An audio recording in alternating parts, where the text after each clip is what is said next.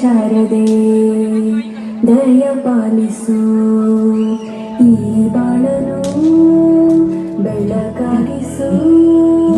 ಹೇ ಶಾರದೆ ದಯ ಪಾಲಿಸು ಈ ಬಾಳನು ಬೆಳಕಾಗಿಸು ನಾಳೆಗಳ ದಾರಿಯಲ್ಲಿ ನಂಬಿಕೆಯ ನೆಲೆಯಾಗಿಸು ಹಿಡಿದು ನಾವಾಡೋ ಪದ ಪದಗಳನ್ನು ಸಂಚರಿಸೋ